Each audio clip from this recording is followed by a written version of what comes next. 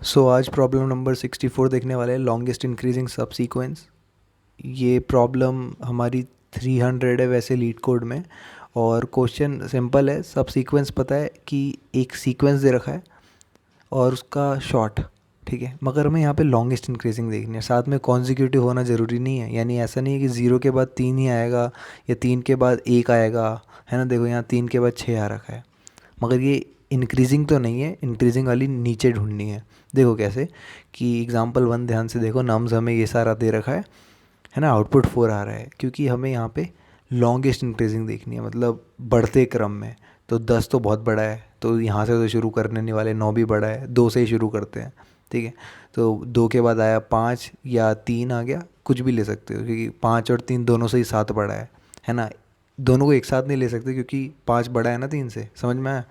तो मैं 2 के बाद 3 छोड़ भी सकते हैं बीच में से, फिर 7, फिर 101 तक ले लेते हैं, 18 को छोड़ दो, है ना।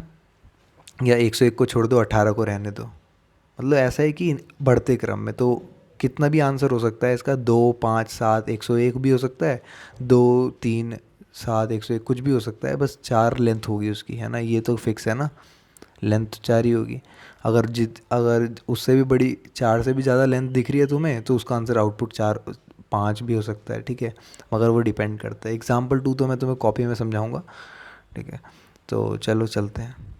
इसमें बेसिकली क्या है कि अगर हम एग्जाम्पल नंबर 2 जो लिखा था उसमें 0, 1, 0, 3, 2, 3 है ना, तो हम सब सीक्वेंस पकड़ना है, इंक्रीजिंग होना चाहिए लॉन्गेस्ट, है ना।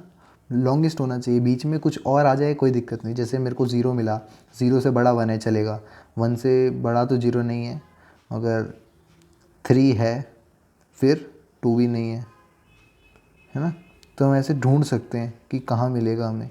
तो हम एक काम करते हैं कि 0, 1, 3 को अगर हम छोड़ दें, 3 को भी अब छोड़ दें, 2 को पकड़ लें, फिर 3 को पकड़ लें, तो ये देखो, तो 0, 1, 2, 3 है ना। तो ये बन गया ना इंक्रीजिंग ऑर्डर में। तो मेरे को इसकी लेंथ जाननी थी, तो इसका आंसर आ गया 4।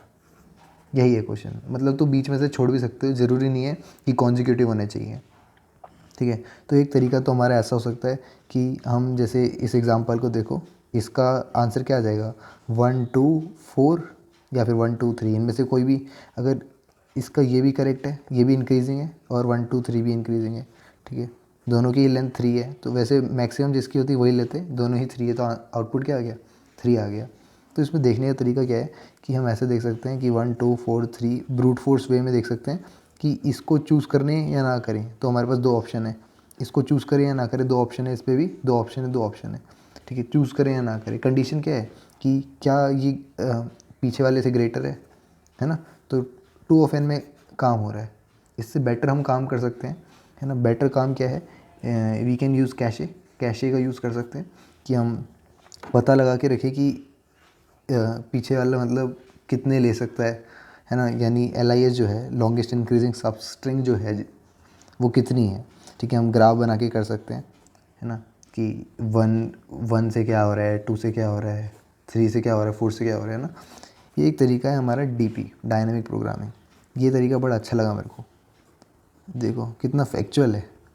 समझना कि हम पीछे से शुरू करते हैं। फर्स्ट ऑफ ऑल मैं बोलूँ कि क्या हमें 3 अगर पीछे वाला देखा जाए, इसको मैं 0, 1, 2, 3 है ना, सही है।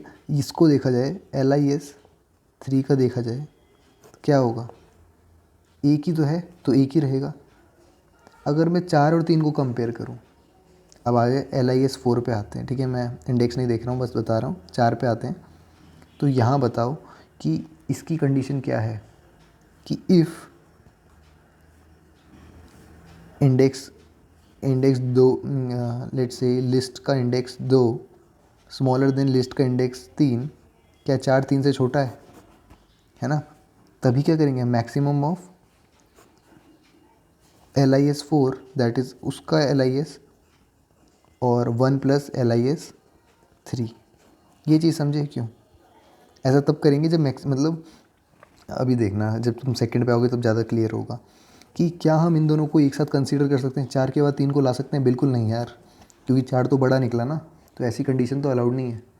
तो मैक्सिमम क्या हो जाएगा हमारा LIS4 दैट इज़ 1, एक इकलौता ही रहेगा, है ना। ये तो LIS4 क्या हो जाएगा 1 रहेगा हमारा, ठीक है। सेकंड में समझना क्या होता है, जैसे हम LIS सेकंड करते हैं तो एक चीज़ देखना तुम कि मैं जहाँ भी जा रहा हूँ ना, मतलब जैसे अगर मैं लूप चलाऊँगा 1 2 4 3 में, आई जो है वो मेरा आई क्या है, पीछे को जा रहा है ना, 3 से 4 पे, 2 पे, 1 पे।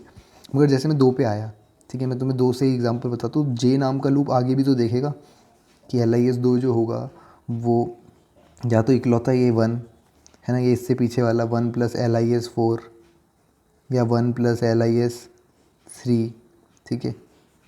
या अगर तुम LIS को ये मान के चल रहे हो, इंडेक्स मान के चल रहे हो, तो यहाँ पे 2 कर देना या 3 कर देना, है ना। इंडेक्स के हिसाब से देख रहे हो तो मैं नंबर के हिसाब से बता रहा हूँ। तो जे जो है वो कहाँ जा रहा है, आगे को जा रहा है।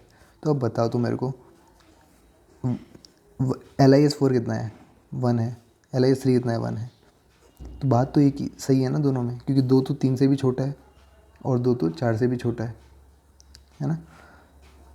तो कोई भी डायरेक्शन चलेगी। तो यहाँ से LIS2 क्या हो गया, हमारा 2 ही आ गया। अगर मैं 1 की बात करूँ, दैट इज़ ये 1 जो है, इसमें क्या होगा, या तो 1 रहेगा या 1 में 1 ऐड होगा, 3 वाला, ये 2 से शुरू करते, 2 वाला ऐड होगा, या फिर 4 वाला ऐड होगा, या फिर 3 वाला ऐड होगा। इनमें से जो भी मैक्सिमम है वो पकड़ लो। तो मैक्सिमम निकला 3, 3 ही आंसर हो गया। यही है इसकी ट्रिक, ठीक है। O(n)² में होगा, 2 लूप चलेंगे आई और जे, देखो कैसे करते हैं। सो ये इसका सिंपल सा डायनेमिक अप्रोच है।